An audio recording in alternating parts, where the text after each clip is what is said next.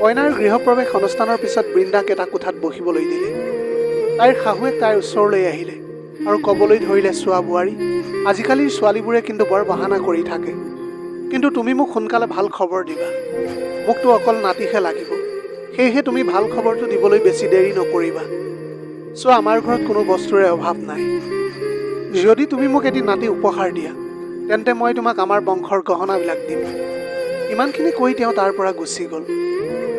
এতিয়া বৃন্দা একেবাৰে আচৰিত হৈ পৰিছিল যে তাই এইখন ঘৰলৈ অহাৰ কেইঘণ্টামান হৈছেহে আৰু তাইৰ পৰা এতিয়া নাতি বিচাৰি আমনি কৰিবলৈ ধৰিলেই। তাই এতিয়া ভাবিবলৈ ধৰিছিল যে গহনাৰ লোভত নিজৰ সংসাৰখন আৰম্ভ কৰাৰ আগতে কি মই শাহুমাক নাতি দিওঁ। আৰু এয়া কেনে চিন্তাধাৰা যে অকল নাতিহে লাগে তেওঁলোকক। যিয়েই নহওক, তাৰপিছত তাই মগজুৰ পৰা সেইবিলাক চিন্তা উলিয়াই পেলাইছিল, কাৰণ আৰম্ভণিতে তাই সেইবিলাক ভাবি নতুন সম্পৰ্কটোৰ মাজত আউল লগাবলৈ বিচৰা নাছিল। তাই ভাবিলে যে বাকী লোকসকলে যিয়েই নকওক কিয়, মই এইটো চাব লাগিব যে মোৰ স্বামীয়ে কেনেকুৱা ব্যৱহাৰ কৰে মোক। স্বামীৰ কথা মনলৈ অহাৰ লগে লগে তাইৰ মনটো ভাল লাগি গ'ল, কাৰণ তাই আহোঁতে যেতিয়া কাৰখনত তাইৰ স্বামীৰ ওচৰত বহি আহিছিল, তেতিয়া তাইৰ স্বামী কৰণে বাৰে বাৰে তাইৰ ওচৰলৈ চাপি আহিবলৈ চেষ্টা কৰিছিল। তাৰ পৰা তাই অনুভৱ কৰিবলৈ পাৰিছিল যে হয়তো তাইৰ স্বামীয়ে তাইক বহুত মৰম কৰিব। ঘৰখনত এতিয়া আলহীৰে ভৰি পৰিছিল, সেয়েহে কোনোবা নহয় কোনোবাই অজুহাত লৈ বৃন্দাৰ ওচৰলৈ আহিছিল আৰু হাঁহি ধেমালি কৰিবলৈ ধৰিছিল। সকলোৱে তাইক এইটো কথাক লৈ জোকাই আছিল যে আজি তাইৰ ফুলসজ্জাৰ নিশা। ডেকৰেশ্যন পাৰ্টিয়ে তাইৰ কোঠাটো খুব ধুনীয়াকৈ সজাই ৰাখিছিল। ৰাতি যেতিয়া বৃন্দাই গাখীৰৰ গিলাচ লৈ কোঠাত সোমালে, তেতিয়া কোঠাটোৰ সৌন্দৰ্য দেখি তাইৰ ভাগৰ নোহোৱা হৈ গ'ল আৰু লগতে ফুলৰ সুগন্ধি লৈ ভাবিবলৈ ধৰিলে যে কোঠাটোতো এনেকৈ সজাইছে যেনেকৈ চিনেমাত দেখুওৱা হয়। এতিয়া মই ভাবিছিলোঁ যে কি স্বামীয়ে আহিও মোক তেনেকৈ মৰম কৰিব নেকি। এই সকলোবিলাক ভাবি এতিয়া মই বিচনাত বহি পৰিছিলোঁ। ৰাতি বহুত দেৰিলৈকে তেওঁ কোঠালৈ অহা নাছিল। তেওঁতো এতিয়া তেওঁৰ লগৰবিলাকৰ লগত মদ খাই বহি আছিল। ইফালে বৃন্দাই অপেক্ষা কৰি কৰি ভাগৰ লাগি থকাৰ বাবে শুই গ'ল। দুভাগ ৰাতি যেতিয়া কৰণ কোঠাত সোমাইছিলি, তেতিয়া বৃন্দাৰ টোপনিটো ভাঙি গৈছিল। তাই উঠি বহিছিল আৰু তাইৰ উৰণিখন ঠিক কৰিবলৈ ধৰিলে, কিন্তু কৰণে কোঠাটো তেনেকৈ সজাই থোৱা কাৰণে খঙতে গিৰগিৰাই উঠিল। তেওঁ বৃন্দাক খঙৰে ক'বলৈ ধৰিলে যে তুমি মোৰ পত্নী নে ডেকৰেশ্যনৰ ছোৱালী, ইমান ফুল সজাই কিয় বহি আছা। তেতিয়া কথাটো শুনি বৃন্দাই থতমত খাই উঠিল, কাৰণ তাইতো এইবিলাক সজোৱা নাছিল। বৃন্দাৰ স্বামীয়ে সকলো ফুল ইফালে সিফালে টানি উজাৰি ক'বলৈ ধৰিলে, এয়া মোৰ কোঠা নে ফুলৰ দোকান। মোক এতিয়া তোমাৰ পৰা এটা সন্তান লাগে, তোমাৰ ভৰি চেলেকিবলৈ এতিয়া নাই মোৰ। ইমানখিনি কৈ তেওঁ বৃন্দাক বিচনাত ঠেলা মাৰি দিলে আৰু তাইক জোৰ জবস্তি কৰিবলৈ চেষ্টা কৰিছিল। বৃন্দাই এতিয়া তাইৰ স্বামীৰ কাণ্ড কাৰখানাবিলাক দেখি স্তম্ভিত হৈ পৰিছিল। বিয়াৰ প্ৰথম নিশাই তাইৰ স্বামীয়ে তাইৰ লগত কি কৰিবলৈ ওলাইছে। তাইৰ এটা এতিয়া কথা মনত পৰিছিল যে তাইৰ মাকে তাইৰ বিদায়ৰ সময়ত এটা কথা কৈছিলে যে এতিয়া শহুৰৰ ঘৰখনেই তোমাৰ নিজৰ ঘৰ, আৰু শহুৰেকৰ ঘৰত সকলো ছোৱালীয়ে অলপ চলপ এৰা ধৰাৰ মাজেৰে চলিবলগীয়া হয়। প্ৰথমতে অনেক পৰিস্থিতি আহিব, তেতিয়া তোমাৰ মনলৈ আহিব যে এই সম্পৰ্কটো ভাঙি পেলাওঁ, কিন্তু তেতিয়া তুমি ধৈৰ্য ধৰিব লাগিব। এতিয়া এইটো পৰিস্থিতিত বৃন্দাই বুজিব পৰা নাছিল যে তাই মনে মনে থাকিব নে বিৰোধিতা কৰিব। তেতিয়ালৈকে কৰণে তাৰ কাম কৰিবলৈ আৰম্ভ কৰি দিছিল। বৃন্দাই এতিয়া আৰু একো ভাবিবলৈ সময় নাপালে। তাইৰ স্বামীৰ এনে ব্যৱহাৰ প্ৰতিক্ৰিয়াৰে তাই কৰণক জোৰকৈ এটা ঠেলা মাৰি তাই তাৰ পৰা আঁতৰাই দিলে, যাৰ ফলত কৰণে ৱালত গৈ খুন্দা খাইছিল। তেওঁ দুখ পোৱাৰ লগে লগে খঙতে তেওঁৰ চকুৰ ৰঙা হৈ গৈছিল। তেওঁ খঙেৰে দাঁত চেপি ক'লে, তই মোৰ পত্নী আৰু মোক সুখী কৰি ৰখাটো তোৰ কৰ্তব্য হয়। তোৰ এতিয়া সাহস কেনেকৈ হ'ল যে মোক ঠেলা মাৰিবলৈ। বৃন্দাও মনে মনে থকা বিধৰ ছোৱালী নাছিল। তাইও খঙেৰে ক'লে, আৰে তুমিও মোৰ স্বামী, তোমাৰ সাহস কেনেকৈ হ'ল মোৰ লগত জোৰ জবস্তি কৰিবলৈ। আচলতে স্বামী হিচাপে তুমিতো মোৰ সন্মান কৰিবলৈ লাগিছিল, কিন্তু তুমিতো নিজেই মোক অপমান কৰিবলৈ লাগি আছা। কৰণে তেতিয়া তাইক খঙেৰে চিঞৰি ক'লে, তই মোৰ পত্নী হয়, তেন্তে মই নিজৰ পত্নীৰ ওচৰলৈ নগৈ কাৰ ওচৰলৈ যাম। বৃন্দাই তেতিয়া খঙেৰে ক'লে, পত্নী হওঁ, কোনো খেলা বস্তু নহওঁ মই, যে তুমি যেনেকৈ ইচ্ছা তেনেকৈ ব্যৱহাৰ কৰিবলৈ পাৰিবা। তুমিতো মোৰ লগত এনেকুৱা কৰি আছা যেন তুমি এজন পাগলহে। কৰণে আগুৱাই গৈ বৃন্দাক এটা জোৰেৰে চৰ মাৰিলে। তেতিয়া বৃন্দাও জোৰকৈ তেওঁৰ ডিঙিত ঘোচা মাৰি দিলে আৰু তেওঁ দুখ পাই চিঞৰি উঠিছিল। তেতিয়া লগে লগে কৰণে তাৰ কঁকালৰ বেল এপাত উলিয়াই বৃন্দাৰ ফালে আগুৱাই গ'ল। তেতিয়া বৃন্দাই তাইৰ চাদৰৰ আঁচলটো কঁকালত গুজি লৈছিল আৰু জঁপিয়াই গৈ ইমান জোৰেৰে কৰণৰ হাতত মাৰিলে যে তেওঁৰ বেলপাত গৈ ছিটিকি পৰিছিল আৰু তেওঁ মজিয়াত বাগৰি পৰি চিঞৰি উঠিছিল। বৃন্দাই এতিয়া খঙেৰে কৰ্ণৰ ফালে চাই ক'লে, মোৰ ফালে এখোজো আগুৱাই অহাৰ আগতে এইটো কথা ভাবি ল'বা যে মই কলেজত দুবাৰকৈ কাৰাটে চেম্পিয়ন আছিলোঁ। তেওঁ তেতিয়া কেকাই কেকাই ক'লে যে এয়াতো মোৰ লগত প্ৰতাৰণা হৈছে, মই কোনো মাৰপিট কৰা ছোৱালী বিচৰা নাছিলোঁ। তেতিয়া বৃন্দাই ক'লে যে কিয় তুমি কেৱল মাৰপিট খোৱা ছোৱালীহে বিচাৰিছিলা নেকি? কেনেকুৱা পুৰুষ হয় তুমি, নিজৰ পত্নীৰ ওপৰতে হাত উঠাবলৈ বিচাৰিছা? তাইৰ লগত তুমি জোৰ জবস্তি কৰিবা আৰু শেষত ক'বা যে তোমাৰ লগত প্ৰতাৰণা হ'ল বুলি। এতিয়াতো তোমাৰ লগত একোৱেই খোৱা নাই, তুমি এতিয়া যি মোৰ লগত কৰিবলৈ চেষ্টা কৰিছিলা তাৰ বাবে তুমি শাস্তি খাবলৈ সাজু হৈ থাকা। এতিয়া এইটো সময়ত কৰ্ণৰ মুখৰ মাত নোহোৱা হৈ গৈছিল।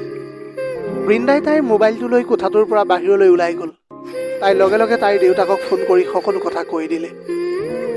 তাইৰ দেউতাকে ক'লে যে মাজনী, তুমি তেনেকুৱা এখন ঘৰত বুজাবুজিৰ মাজেৰে থকাৰ কোনো প্ৰয়োজন নাই। মই তোমাৰ বিয়া তোমাৰ সুখৰ কাৰণে কৰাইছিলোঁ, জীৱনভৰ বুজাবুজিৰ মাজেৰে চলাৰ কাৰণে নহয়। সেয়েহে তুমি যি ভাল দেখা তাকেই কৰা, তোমাৰ দেউতা তোমাৰ লগত সদায় আছোঁ। তেতিয়া বৃন্দাৰ মাকে তৎক্ষণাত তেওঁৰ দেউতাকৰ হাতৰ পৰা ফোনটো কাঢ়ি লৈ ক'লে, মাজনী, তোমাৰ দেউতাই একো নাজানে, মহিলাই সকলো কাম অলপ চলপ বুজাবুজিৰ মাজেৰে কৰিব লাগিব। লাহে লাহে সকলোবিলাক ঠিক হৈ যাব, তুমি এতিয়া একো ভুল সিদ্ধান্ত নল'বা। তেতিয়া বৃন্দাৰ দেউতাকে মাকক খঙেৰে ক'লে, যদি বিয়াৰ প্ৰথম নিশাই মই তোমাক তেনেকুৱা ব্যৱহাৰ কৰিলোহেঁতেন তেতিয়া তুমিও কি এয়া ধৰাৰ মাজেৰে জীয়াই থাকিবলৈ চেষ্টা কৰিলাহেঁতেন নে? আচলতে মই তোমাক ইমান মৰমত ৰাখিছোঁ যে তুমি অনুভৱেই কৰিব পৰা নাই আমাৰ ছোৱালীজনীয়ে তাত যে কিমান দুখ পাই আছে। তেতিয়া বৃন্দাৰ মাক মৌন হৈ ৰৈছিল। যিহেতু বৃন্দাই এতিয়া দেউতাকৰ সঁহাৰি পাইছিল, সেইবাবে তাই কাৰোলৈকে ভয় কৰা নাছিল। তাই লগে লগে পুলিচক ফোন কৰি মাতিলে। পুলিচে কৰ্ণক গ্ৰেপ্তাৰ কৰিলে। তাৰ বহুত সোনকালেই সিহঁতৰ বিবাহ বিচ্ছেদ হৈ গ'ল। বৃন্দাই মাকৰ ঘৰত আহি থাকিবলৈ লৈছিল। কিছুমান লোকে বৃন্দাক ঠাট্টা কৰে যে তাই বিয়া হৈ এটা দিনো কটাব নোৱাৰিলে বুলি। ইফালে আকৌ কিছুমান লোকে বৃন্দাক সহানুভূতি দেখাইছিল। কিছুমান লোকে আকৌ তাইক দুৰ্ভগীয়া বুলি কৈছিল। কিন্তু বৃন্দাই কেতিয়াও কাৰোৰে কথাবিলাক ভক্ষেপ কৰা নাছিল। এতিয়া তাই মাত্ৰ তাইৰ জীৱনটোৰ ওপৰতহে ধ্যান দিবলৈ ধৰিছিল। বৃন্দাই এতিয়া তাইৰ কাৰণে এটা চাকৰি বিচাৰিবলৈ ধৰিলে। এনেতো ঘৰত টকা পইচাৰ কোনো অভাৱ নাছিল, কিন্তু বৃন্দাই নিজে কিবা এটা কৰিবলৈ বিচাৰিছিল, নিজৰ ভৰিৰ ওপৰত থিয় হ'বলৈ বিচাৰিছিল। তাইৰ দেউতাকে সদায় তাইক সমৰ্থন কৰি গৈছিল। এনেকৈ বহুত সোনকালেই বৃন্দাই এটা ব্যক্তিগত কোম্পানীত চাকৰি পাইছিল। যেতিয়া বৃন্দাই সাজি কাচি অফিচলৈ গৈছিল, তেতিয়া ওচৰ চুবুৰীয়াই নানা ধৰণৰ কথাবিলাক উলিয়াইছিল। এতিয়া সেইবিলাক কথা বৃন্দাৰ কাণতো পৰিছিল, কিন্তু তাই সেইবিলাক কথাত বেছি গুৰুত্ব দিয়া নাছিল। চাওঁতে চাওঁতে বৃন্দাই চাকৰি কৰা 3 বছৰ পাৰ হৈ গ'ল।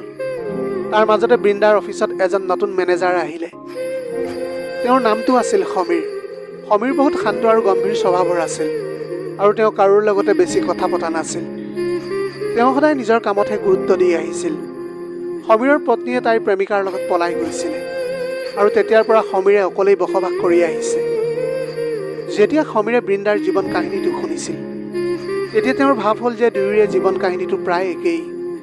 সেইকাৰণে তেওঁ লাহে লাহে বৃন্দাৰ লগত অলপ চলপ কথা পাতিবলৈ ধৰিছিল। এবাৰ বৃন্দাই অফিচত দেৰিলৈকে কাম কৰি আছিলে। সমীৰে অফিচৰ পৰা যাবলৈ লৈছিল। তেতিয়া তেওঁ দেখিলে যে গোটেই অফিচ খালী হৈ গৈছে, কেৱল বৃন্দাইহে কাম কৰি আছিল। সেই সময়ত ৰাতি 9 বাজি গৈছিল। সমীৰে তেতিয়া ক'লে, ব'লা বৃন্দা, মই তোমাক ঘৰত থৈ আহোঁ। বৃন্দাই ক'বলৈ ধৰিলে, ছাৰ আপুনি যাওক, মোৰ আৰু প্ৰায় আধা ঘণ্টামান লাগিব। সমীৰে তেতিয়া ঘড়ীটোলৈ চালে আৰু চাই ক'লে যে ইমান ৰাতি তুমি অকলে কেনেকৈ যাবা? মই এটা কাম কৰোঁ, ময়ো অলপ দেৰি ৰখি দিওঁ। বৃন্দাই কৌতূহলৰ দৃষ্টিৰে তেওঁৰ ফালে চাবলৈ ধৰিছিল। গোটেই অফিচৰ মানুহে এই কথাটো জানিছিল যে সমীৰ ছাৰে সদায় নিজৰ কামতে ব্যস্ত হৈ থাকে, কিন্তু আজি তেওঁ বৃন্দাৰ কথা চিন্তা কৰি আছিলে। সেইবাবে বৃন্দাই এক অজান শিহৰণ অনুভৱ কৰিবলৈ ধৰিছিল।